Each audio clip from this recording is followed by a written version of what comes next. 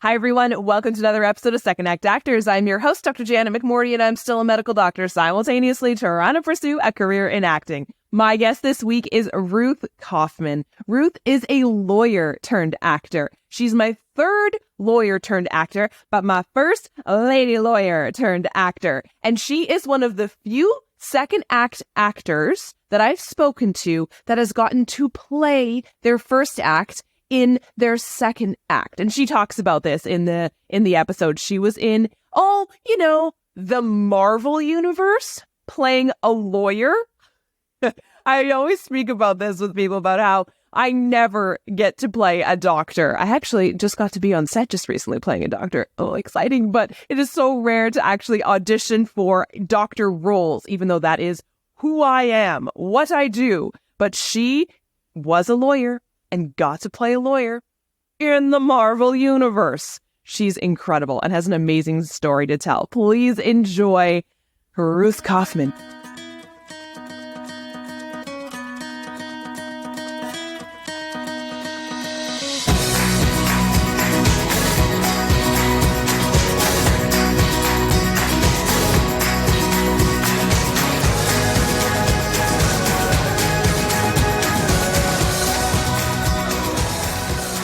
So Chicago, I've never actually been to Chicago, but I've taken some virtual Second City Chicago classes, some of those improv classes, and met a ton of people from Chicago just online. And everyone there loves the city, loves it. Well, we have such great theater. There's acting opportunities, as you mentioned, improv, not just at Second City, but other places. I've taken at 3 of the main schools here, the complete programs. So there's just a lot for actors and people to do because it's a great place. It's a little chilly at this time of year, but we also have nice weather too, and the lake is beautiful, and we have great restaurants and parks. So I could be the spokesperson. Welcome to Chicago. Welcome to Chicago. Well, yeah, tell me your story. How did you get into acting, and have you always been in Chicago? I'm from Chicago. I did go away both for college and graduate school and for a very short time to follow a boyfriend. Very short time, but I always knew that I wanted to come back here for some of the reasons of the restaurants and theater and all the opportunities that the city presents. And I have always wanted to be an actor since basically kindergarten. I had my first little lines in our little holiday pageant, and I got a laugh, and I still remember that. And I thought, well, that's really cool to be able to entertain people. Throughout grade school, I did have most of the leads in the plays, perhaps because I was the loudest kid, and I did have a good memory back then, and I wasn't shy, and all those things. We did perform in a big auditorium, so that can be off-putting for little kids. But then in 5th and 6th grade, in 5th grade, we wrote our own Thanksgiving dinner. And I really wanted to be the chef, but I did not get that. I got the cranberry sauce. So I wrote a cranberry thing that I still remember some of. I am called the red cranberry, I grow on a bush. And when the people eat me, why then I go squish. And yes. And so that at least continued my laugh getting. And then in 6th grade, we did a musical version of Tom Sawyer. And of course, everyone wants to be Becky. I clearly did not look like a Becky then or now. And we did have a girl in our class, perfect blonde hair, perfect little freckles. And I got the small part of sort of the cranky Aunt Mary. And in the irony that happens, I wound up helping Becky learn her lines. But I always wanted to be an actor. And I did continue through junior high, high school, college, even graduate school. I did some performing. But especially in a different generation, my father especially believed in real jobs. That is a vein that comes through all the time when I chat with people who are these second act actors, right? Especially from the generation of Gen X and their parents. Right? So the Gen Xers with their parents being the quote unquote silent generation who would have the same job for 40 years and then retire and get the watch, right? Right. Which is no longer really a thing. I think it's just the longevity of it because I don't know, we just live in a bit of a different time. Is that kind of a sense that you were getting when you were being raised by your dad? Yes and no. My father was a doctor who owned his own business, and I do see some sense to that theory that instead of working for other people, or as actors often do, yes, you can do your own content, you can do outreach, but a lot of the time we are being judged by other people and waiting for auditions to come in, or even if we get the dream audition and we do a good job, as you well know, there's no guarantee. Oh, she has red hair. Oh, she has dark, the littlest thing can keep you from success in a role, whereas if you own your own business, you in theory have more control and maybe can become a financial success that way. And that's what his big concern was. He just, who hasn't heard of the starving actor? So with that being part of who you are, like ingrained in as your childhood, did you want to go to theater school? Were you allowed to go to theater school, or what did that look like? Yes, and I think I have a lot of yes and no answers. My father was also gracious enough to pay for college, which is a great gift, and I could have, I suppose, chosen not to accept it and carve my own way, but as anyone knows, it's very hard to earn your way through college. And so I was grateful for that. And then the question becomes, how much right does whoever pays for your college have to not control you, but suggest or strongly suggest? And I did apply to Northwestern in Chicago, and I got into their theater school. So he wasn't averse to that. But I had decided I was going to get a double major wherever I went, so that I could say, here's my acting major and here's my practical major. So I wound up going to Michigan, University of Michigan, Ann Arbor, and I got an econ degree and communications with radio, TV, film. And then you went to grad school after that? Yes, because I wasn't sure what I wanted to do when I grew up, and I wasn't ready to commit to some of the recruiting that a lot of my friends were doing. In terms of like Procter & Gamble came to Michigan and had career fairs and things like that, and I really just didn't know what to do. And my father, again, I mean, he was a big influence, but back then I don't know if as many kids were willing to sort of stand up to their parents and be a rebel. Again, and this is an interesting point too. This is also the days before the internet. So you couldn't just sort of hop online and be, how can I put myself through college? How do I tell my father this is what I really want? Yes, there's false information out there, but I do believe the internet quickly gives you a sense of direction. And back in my day, I would have had to go to a library and find myself, the catalog cards and hope somebody wrote a book. There weren't even computer search engines to help you find relevant books. So you have to sort of come up with the title or the topic. How to tell my parents I don't want to listen to them. Was that a thing? I don't know. But it seemed just daunting to me back in the day. Grad school looked like what? So, yeah, what did you do? Yes, my dad again said, if you go now, I will pay. If you don't go now, I will not pay. So since I wasn't sure what to do, I did love school. And I knew that any education is always a benefit. I did another double joint degree. So I looked for programs where I could go to law school, because I knew I didn't want to be a doctor.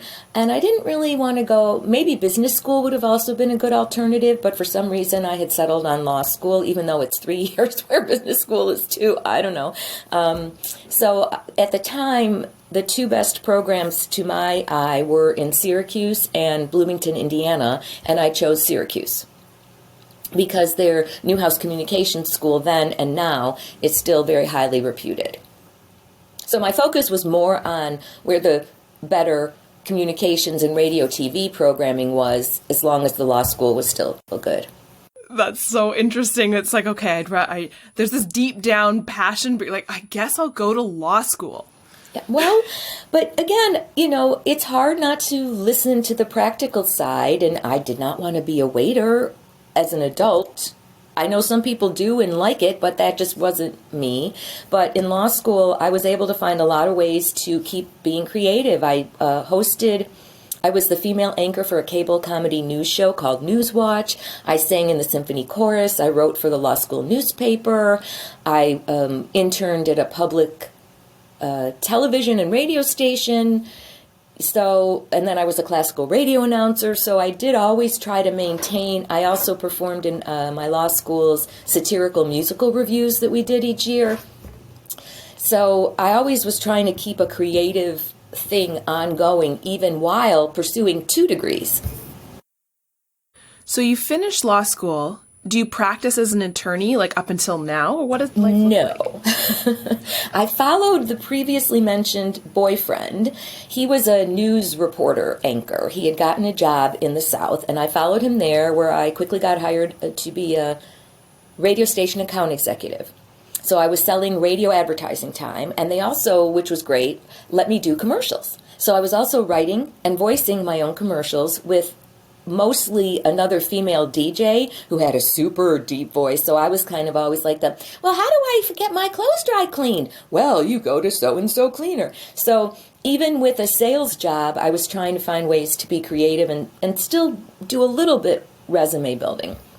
But he ultimately, through a long story, wound up moving to a different market, and so then I moved back to Chicago for a different job that was also not very creative, but and that was actually for me the hardest job because excuse me, it required a lot of travel. I was selling radio ratings for what was then called Arbitron and is now called Nielsen. Nielsen bought them. I had interned for them in college, and they offered me a full-time position. And the pay was great. I liked the people, but I covered 10 states, so I was constantly traveling. So that made even taking an acting class very challenging because I couldn't always say I won't travel on a Thursday when my class is. So that was a little frustrating for me because it was harder to pursue other things at the same time. What brought you to where you are now, and what does life look like now for you? Well, I did the Arbitron thing for 3 years until, honestly, the traveling became so grueling. Again, this is a time before the internet. There was no GPS. You might have a triptych from AAA. You might be able to have like a paper map, but when you're driving random places by yourself, no cell phones. So you couldn't even call the people. So I was in some rural place in Wisconsin, and I was running late because of traffic, even though I'm usually on time, and I couldn't find where I was going, and I inadvertently ran a stop sign, and I pulled over, and I started crying. I was just so frustrated. I'm like, I can't do this, like, constant travel and driving. Again, no internet, no cell phone, no laptop. That's a lot. Think of how... Even if travel is frustrating today, you have these modern... And some of the hotels I stayed in didn't even have remote controls for the TV. Anyway, so I'm sitting in Wisconsin, sobbing in my car. And I'm on a rural road. Like, there was no real, chances of even getting caught for this violation or hitting anybody. Should I be admitting to a crime? I don't know. But it was so long ago. Anyway, I did this. I'm crying. And this woman comes up to me. And she rolls down her window and she's like, "Are you okay, hon?" And that made me cry even harder. And I'm like, this is the end. I cannot do this job anymore. So I left that. Then I decided to use some of my savings to actually pursue acting full time. However, this was a long time ago. I believe I still look young for my actual age, but I looked really young then. And I wasn't ready. I hadn't taken enough acting classes. I really didn't know what to do at auditions. It was intimidating for me to go into these casting lobbies where everybody knew each other and I was the newbie and everyone's like, "Sarah, Janet, hey," and just being so confident and comfortable.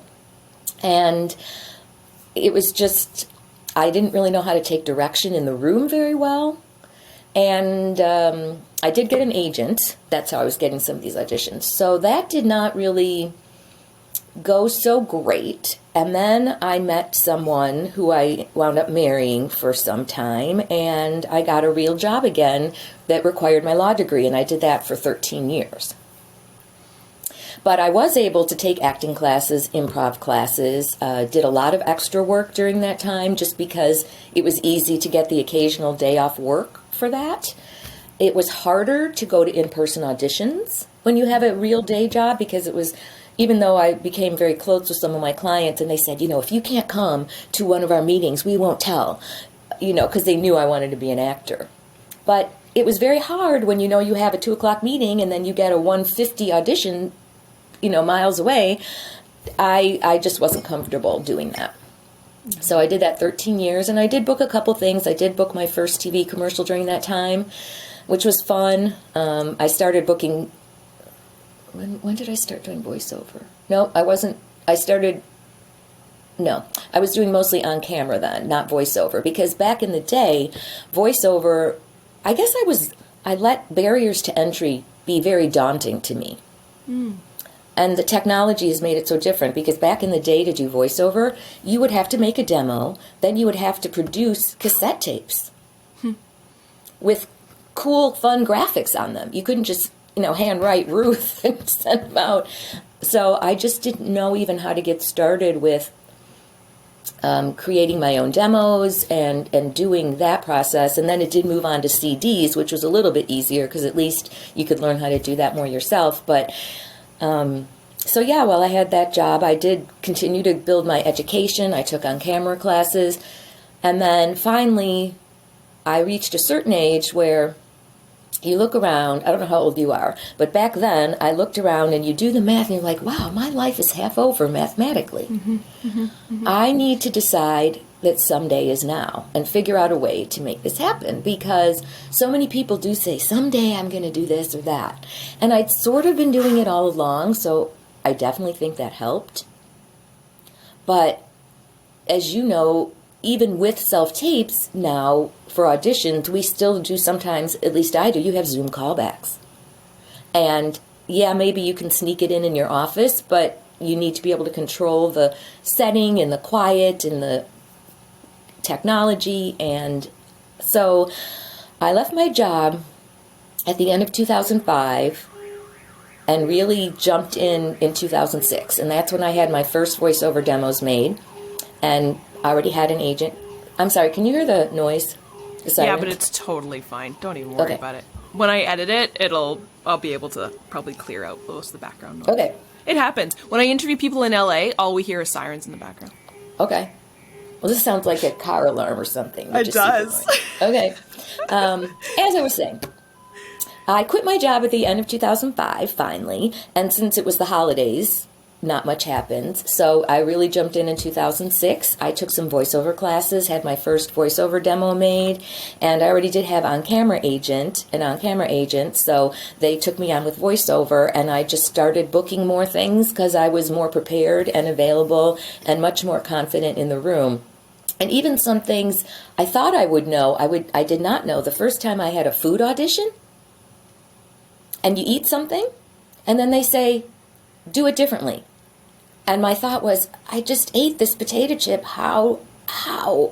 I don't know what to do. So I took a bite and smile class. So you learn 10 different ways to eat something. And I actually did then book a food commercial. Perhaps because I knew how to eat. They gave us a cookie in the audition, not the actual food. Perhaps because I knew how to eat a cookie without getting crumbs in my lipstick and looking like you're chewing. I mean, it's a lot to bite into a thing, especially a hard Nilla wafer. This was like not even a soft cookie. This is a Nilla wafer. So you're biting into a Nilla wafer. Try not to get the crumbs in your lipstick. Not bite off too much. No crumbs dropping. Eat it. Try to react like it's good. Oh, like that. Yeah. The biggest thing that's resonating with me is, I love what you're saying about the barriers of entry being really daunting. And I feel that. And I think it's because, and let me know what your thoughts are, because we don't come from a traditional theater or film school, and we don't have our people around us saying, this is what I've done to have success, here's what you should do. There's no mentorship and stuff like that. We're trying to figure it out on our own. So it can seem extremely, extremely daunting, especially like you were saying, in a world in the time before the internet, when you have to Dewey Decimal System card catalog, figure out if there's a book called How to Be an Actor. How did you know? This is so funny. How'd you know what to do, Ruth? But how did you build that? by 2006, there were computers and the internet. Hallelujah. Hallelujah. So again, even though there's a lot of false information, if you sort of just do a basic search, how do I get into voiceover, you can start distilling the basic steps and then at least do some further research from there, or find vendors or classes to take or places to even, more places to study if you want to do that. So that was really helpful for me. And maybe I was just, I hate to think I was lazy, but I just felt so, I don't even know how I'm going to figure this out. And then I just finally, some days now, I'm going to figure it out. A great quote that I had read once, I think it was Glennon Doyle, who was talking about, she was having this feeling of like, maybe in my next life, maybe in another life, I would have done this. Yeah. There's literally no other life. Right. Like, and so, right. And it was risky to leave a good paying job. I had 4 weeks of paid vacation plus personal days and holidays.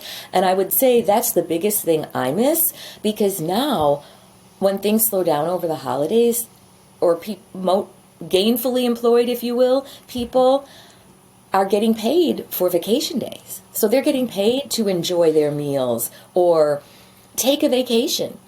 And it's not always even just about the money per se, but when you are getting paid vacation, they're sort of paying you to go on vacation, whereas your holiday is coming out of your literal pocket.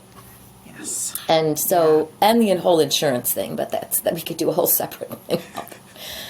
But yeah, so that would be the biggest thing I miss. And also, too, the constant camaraderie of working with people in an office every day. How do you get over that fear? Because so much of the reason why we go into these stable jobs, I think, is obviously stability and control.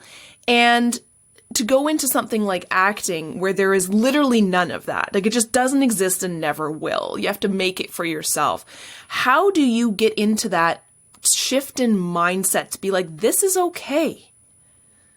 It's not easy. And especially, I think some actors are like me, where you sort of go through a feast period and then a famine period. I would call a feast period when auditions are coming in and some bookings too. But then you can do all that and think, this is great. And then there could be a month maybe with minimal auditions, if any, and no bookings. And in those times, even after doing this now for so many years, it still creeps in. Am I a fraud? Do people forget about me? Am I in an age where there's just not many roles, which I do think, and we could do a whole nother thing on this too. Again, I think you're younger than me, but there's definitely grandma age and mom age, and I believe there's sort of a gap in between where you're neither. And I'm currently finding myself in that, I think, where I get a lot of grandma. They say grandma, or they'll say my actual age, but so far I haven't really booked those. But then I'm not always put in the slightly younger age group. So these are things that I did not really take into account when I was deciding what age to do this. Now, for voiceover, I still get things in my 30s, and I sometimes am not sure if I should do things that say senior, because I'm not gonna, you can fake, but I'm not a good enough voice actor, and that's not really what voice acting is to pretend to be a senior. Maybe if you're doing audio drama or something, but for narration and things, you're just you. And you sound how you sound. And I don't believe I sound like a senior at this time. So there's a lot of challenges, I believe, at whatever age, because I also have some younger friends, younger than I believe you as well, and they're struggling because there's so many of them. And how do you compete when you're in your 20s and 30s? And especially, I'm not going to name any names, of course, but, I know some people in their 20s who just think they're the cat's meow, because in college they were everything. And they just don't understand. Now they're they still may be the great person that they are, but to even get in a room to get an audition is a challenge. And these are things we cannot control. So to go back to your question of how do you get over the fear, I'm not good at that. I don't have advice for that. I just think you just keep plugging on. And at some point you just have to, leap and the net will appear. The Artist's Way. Do that book, see if that'll help you and try to have a support network of other people who kind of understand, and not if you have a critical family. Yeah. Or judgy people, or people, here's another thing. A lot of people don't really understand what actors do, which is fine. But when you say you're an actor, it took me a while to learn to say I do on-camera and voiceover work. Because if I just said I'm an actor, people go to theater. And then they're like, well, I haven't seen you in any, what have I seen you in here? Or why aren't you at the main theaters in Chicago? They'll list a few, kind of a thing. Things like that. So even I didn't know, for example, for voiceover, how many other things there are besides commercials when I started. And I don't even do mostly commercials. So even people who want to be an actor might not know where they would even really fit in best to acting. And they think this is what I want to do, but I do think at some point it comes down to what people are going to hire you to do. And you want to be versatile and think you can do everything, but at some level we look the way we look. I don't think you and I would ever, unless it's just female, or female presenting, whatever the correct verbiage is today, but like, do they want red hair? Do they want someone? I've had people who like my attempt to look somewhat older by going partially gray, and some people are like, oh, we love your hair, and other people who will say, hey, can we cover that up? So even your hair can be polarizing to whether you get cast. It has nothing to do, especially for commercials, with, can you say, this is my mouse? There's just so many factors, and that is always going to be the case. And I think it's so tricky, and I say this every episode, and I know I say this every episode. It's so tricky, I think, when you don't have a good sense of self, because this is all about yourself. There's no, you are the product that you're selling to the person, the customer, right? The director, the casting person, whoever. There's no in between of I build chairs, right? Here's my chair. The customer says, I don't like that chair. I'm going to go to another chair. You're like, fine. That's not me. It's the chair you didn't like. But for this, it's it's me being vulnerable and being so human. And you're saying, nah, we're going to go in a different direction. But see, this is one of the areas where I think my sales and marketing and training background from all the jobs I have had have really helped, have really come in handy. Because in sales, even if you have the best product on the planet, you are the product, and that's how you have to see yourself. Some people will like my product, so it is the same as a chair. You might, or a mouse. Some people, I only have blue mice. I don't want a blue mouse. What's the difference between you have beautiful red hair, but I don't want red hair? So I believe we are products, and that's why a sales and marketing background, and that's why I do some business coaching sometimes, because so many actors don't have that, can really help you promote yourself, market yourself, have the confidence to do, cold calling. I mean, one of my jobs, I did a ton of cold calling over the phone to boost sales. It worked. Is it fun? Not really. Can it be just disappointing? And these were people who had already bought something from my company. It wasn't just people who didn't even know. The one thing about being your own product is you're not, let's say, this is Logitech. You're not Logitech. You're not a brand necessarily yet that people have heard of. So, but at least when I could call a receptionist at a company and say, I work for this company, they would pass you through because they would know that. It wasn't just, I'm Ruth. And they're like, what? So that has definitely been useful. The other thing is legal background is very helpful with contracts, because I have seen friends, people just literally sign a contract without even seeing what it says. I once did a print job where the product on the contract wasn't even the product we were there to represent. Will that matter someday? I don't know.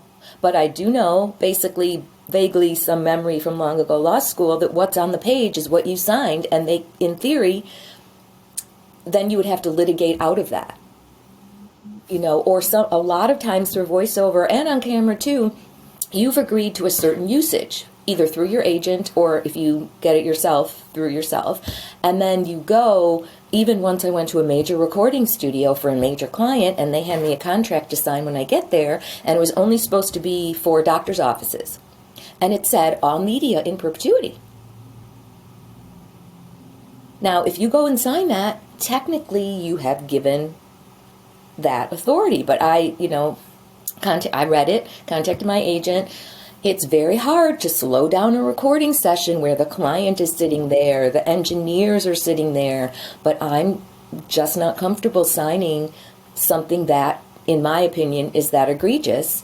And then potentially, because then that contract goes back to the client, and then they don't know what maybe we agreed to because there's so many different departments in places. That is so important, because I think so many of us, especially those of us who are entering into this later on in life, have the feeling of, I'm just happy to be here and I want to be easy to work with. But that is so scary, but so helpful.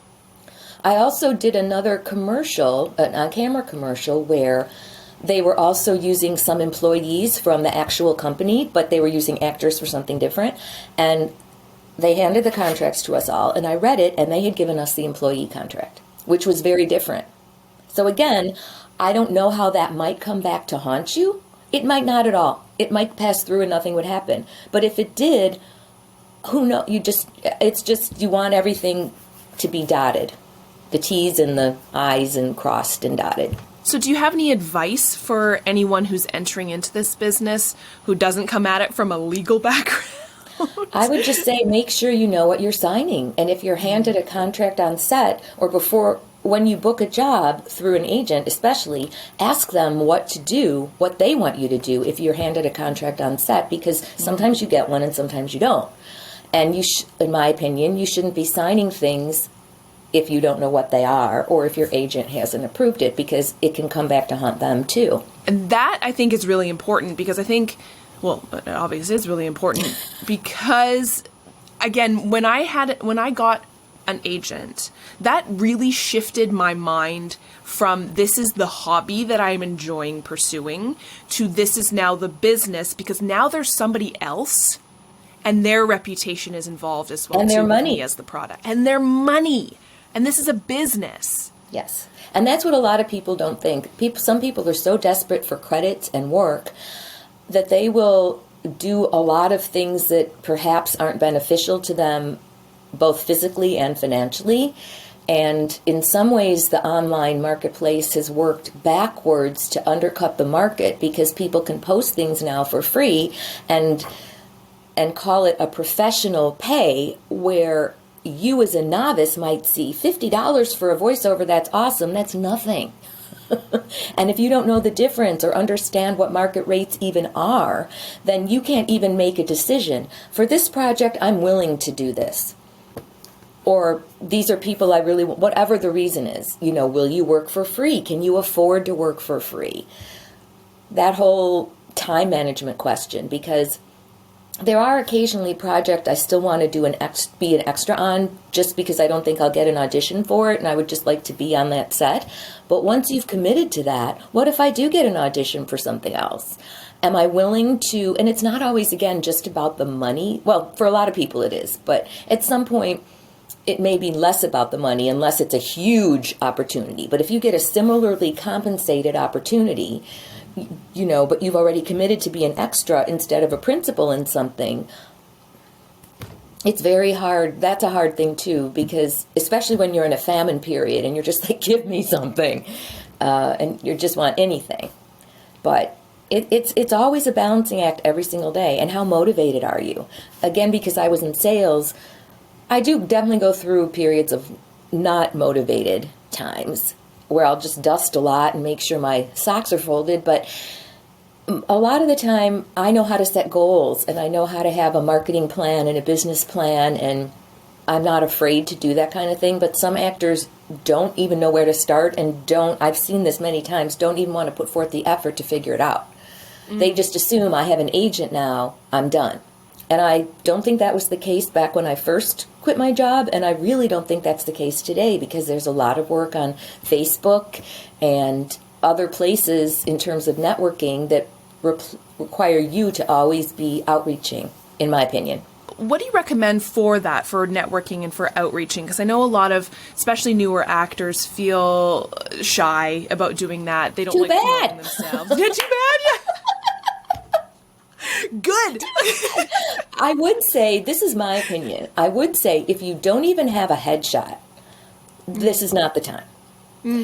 Even maybe for a beginning project, I just don't think a selfie, maybe if it's a student film, but the more materials you have to start building your brand and who you are, the better off you'll be. I know for a fact, for example, because filmmakers have told me, and these aren't always even bigger films, they can be student films or small, just short films, they're so happy when people have quality footage to see that sometimes they might not even look at the people with no footage. So I'm not saying it's not a catch-22. It is.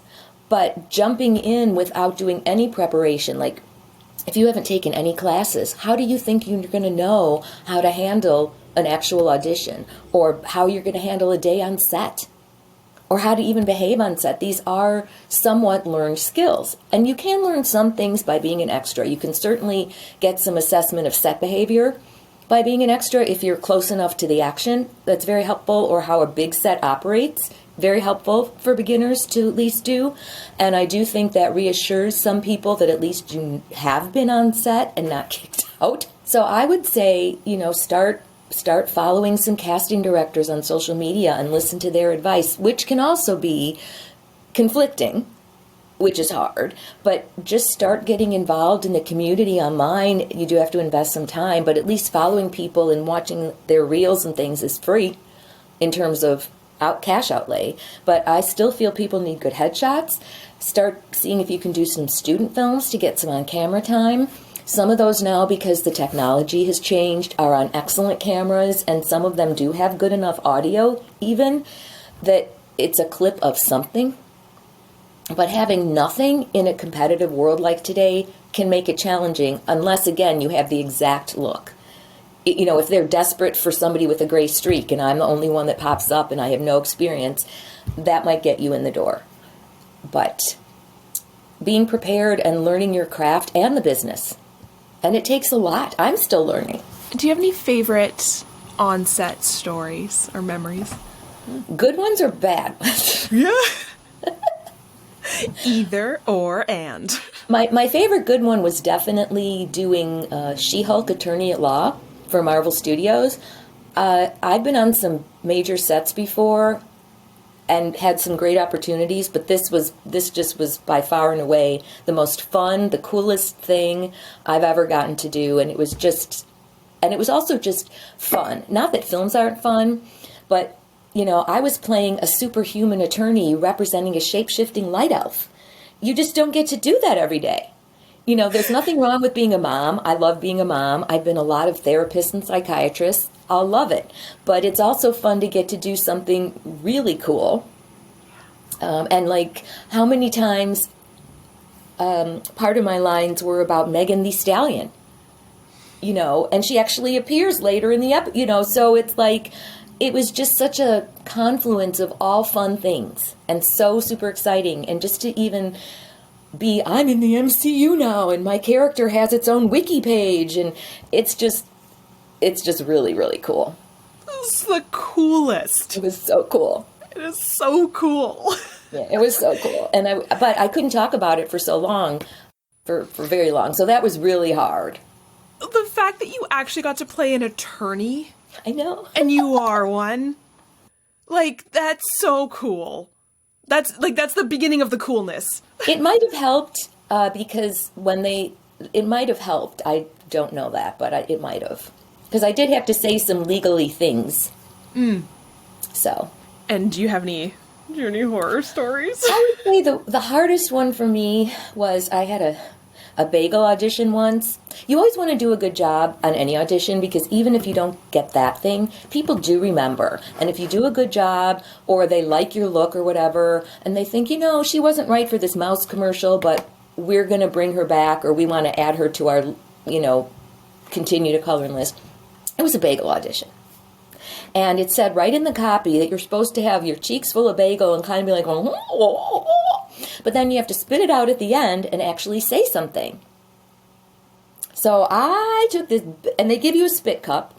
So that's another thing. Like, if you've never even thought of what a spit cup is, you have to think about that, because you spit the food into the cup. You can't swallow it. How would you talk? Yeah, you can't swallow it.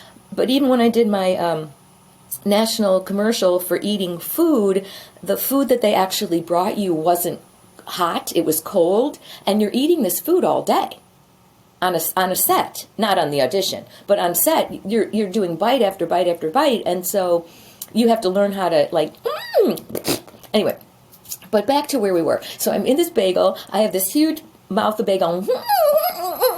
My mouth was so dry, I could not get it out in time to say the line. Now, on set, maybe they wouldn't care. They would care because they're going to have to cut away somehow. But when you're doing the audition, it did not go well. And also, sometimes being an extra, you're not treated very well. So I did write a novel called My Life as an Extra that may or may not be based on some of these actual stories. I don't know that answer. But there was definitely a time where I was on set for a film, and I was an extra, and we were told to turn our chairs and face the wall because the crew did not like the fact we were facing them while they were eating. Oh, for God's sakes. So when you say, yes, you're just an extra, but yeah. And yeah. So you wrote a novel about your life as an extra, so we can find that in the library when the internet is down? It's on Amazon. I don't know that that's in any libraries. And then I did write a sequel that hasn't quite happened yet called My Life as a Star. Oh, I love that. That's awesome. That's amazing. I'll definitely link that to the Amazon, because there are so many people that I chat with, because I am the same as you. I did a lot of extra work prior to now moving into principal work, and I think it's so important, especially here in Canada when there's such limited things to teach yourself how to be on set. Yeah, that's really cool. Congratulations. Yeah. That's awesome. Thank you. Yeah, and it was I definitely think beginning actors should at least be an extra a couple times. I think you should do it in a movie, and I think you should try to get on the biggest set you can just for comparison purposes. Because I definitely have seen, there was also one show that I was an extra for where the director was also in it, and he forgot his lines, and he got frustrated. And we're all spread out on a bridge downtown, right? So they must have shut down it's the middle of the day. We're all spread out like to be walking commuters on a bridge. He forgot his lines and left. That's right. And it was for a major streaming service. Now, that really had nothing to do with me personally. It wasn't them treating extras poorly, but just to show ways you might not want to behave. Yeah, he left. I wonder if I'll ever get to... will I ever get to the point in my career when I can be like, yep, I'm just going to leave this bajillion-dollar budget. Goodbye. And everyone was literally standing there like, at first, I think I sort of thought maybe he was just going off to get some water, clear his head. Nope. We went back to holding and went home. Oh, my goodness. That's my memory anyway. Yeah. But, so you definitely learn how to behave. And you also get to watch actors. I worked on Public Enemies with Johnny Depp and Michael Mann. And I was fortunate enough to be very, very, very close to them. So you can hear their interaction, and you get to... So I sort of see it, if you're lucky enough to get a scene like that, which, again, you can't control. But I was literally... It was almost like a master class in that way, because you saw them communicating, you saw how both of them interact with each other, and then you saw the next take. So that is one reason I think extra work can be helpful. But if you're a pedestrian in a crowd, obviously you still learn things, but you don't get the intimate benefit of hearing everything the director's saying or watching how they run their sets. And then once you've done enough, you see how different directors operate. And it can be informative, but it takes time, and extras do not get paid that much. In Chicago, In LA, you can get extra vouchers if you want to become SAG, if that's your path. You can't do that here. Yeah, nope. I didn't realize it was state specific. Yep. That's silly. Yeah. Well, there's also right to work states as well, like Georgia is one where. Yeah. So there are some state specific. Huh. Yeah. So I mean, but that's another thing that a lot of actors that I know that are beginners, like, I can't wait till I can join SAG.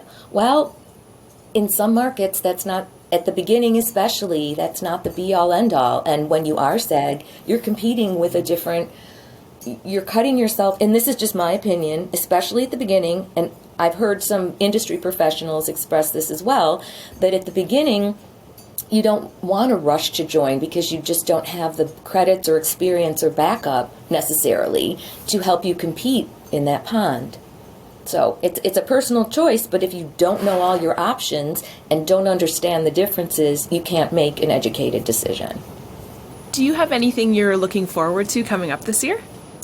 I do have a couple smaller roles and some features that will be fun, and I do have a kind of outrageous physical comedy short film coming up that I'm glad to be doing. They are actually bringing in some stunt people for some of the more outrageous things, so I'm interested to see how all that comes together. Cool. Yeah. That sounds wonderful. That sounds so fun. Yeah, it's fun, and there's a slim chance a commercial I'm in might be on the Super Bowl, but I don't know if my commercial will be. I know that the advertiser is running 2 spots, but I can't, they have sort of montage-y commercials, and I don't know if mine will be in it, but now I'm going to have to tape the Super Bowl just to see. Oh, yeah, absolutely. Yeah. Absolutely. And some commercials have already been released. I've been looking, but they have not yet released theirs. So This one. Oh, yeah. That's exciting. So it just would be just to be able to say I'm only glimpsed in it in 3 shots, but still I booked this national commercial out of other people, and it has already been running on NFL games. So it's just cool. It's so cool. Yeah, it's cool, and I do like to. If I'm lucky enough to get a variety of things, I do some student films still because it's a fun way to meet up-and-coming directors. I actually even did last year a high school students film. Really ambitious. I liked the script, which he also wrote. It turned out great, and he was using it to get into film school. So, if you can have the time to do other kinds of outreach and find projects. But it's hard. Some actors need every dollar, and they need every single moment of their day to be dedicated toward income producing. Some independent films and things might not be for everybody because both SAG and non-union don't always pay a lot for some of the shorter films, because low budget rates are low, in my opinion. Some people might think it's a lot, I guess, compared to what they can make, but so these are all the things you really have to think about, and that's, again, why I do some beginning actor coaching, just to raise all the issues that I think people should think about when they're getting started, to save themselves the trouble later of being, I wish I knew that. If people wanted to work with you, where would they be able to find you?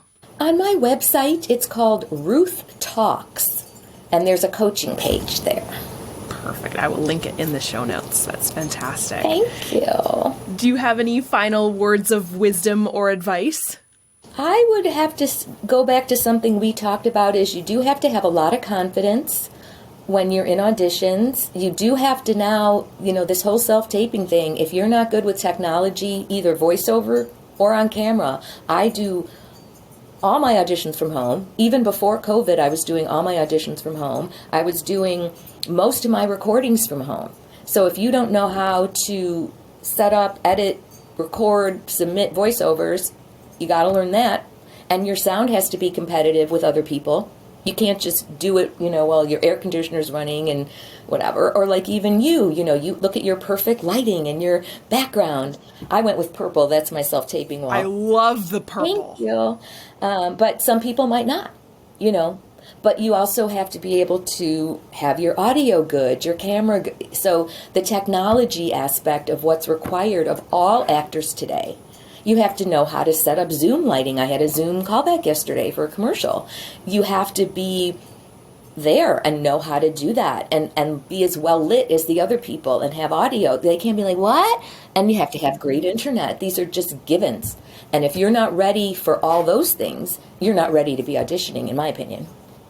Well, you aren't, because you won't be competitive. Let's just leave it at that. Oh, and you also have to, for self-tapes, a lot of time, get readers. And then you have to know how to edit everything together.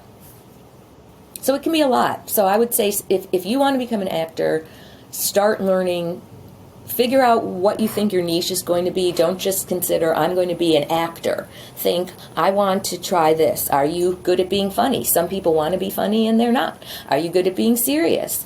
What is your sort of overall look just generally present you as? You know, if you're 20 but you still look like a college, or 22, but still really look like you should be in high school, is that something you want to try to direct yourself towards, or are you going to try to go older because that's what you think you want?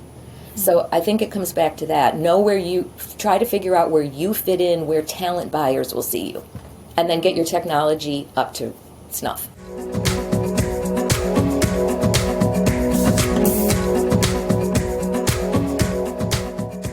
Thank you, everyone, for tuning in, and thank you, Ruth, for being my guest this week. Thank you so much for taking the time out of your busy schedule to share your incredible story with me and with my listeners. I hope you all will tune in next week for another episode of Second Act Actors. Bye! Second Act Actors is produced and edited by me, Janet McMorty. I record using Riverside FM. If you're interested in developing an interview-based webcast like mine, I highly recommend this platform. Shoot me an email and I'll direct you to the wonderful folks there.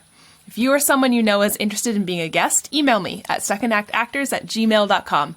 Don't forget to like, subscribe, and share with your friends. My love language is words of affirmation, so compliments, constructive criticism, and feedback are always welcome and encouraged. Negative Nancys, Judgy McJudgersons, or Debbie Downers, unless you're Rachel Dratch, regarding me or my guests are not welcome. It takes serious courage to share your story with the world, so if you're tempted to negatively comment about someone else's story, please ask your therapist why you're such a garbage person. Save the drama for the stage. On that happy note, I hope you'll tune in next week for another episode of Second Act Actors. Bye!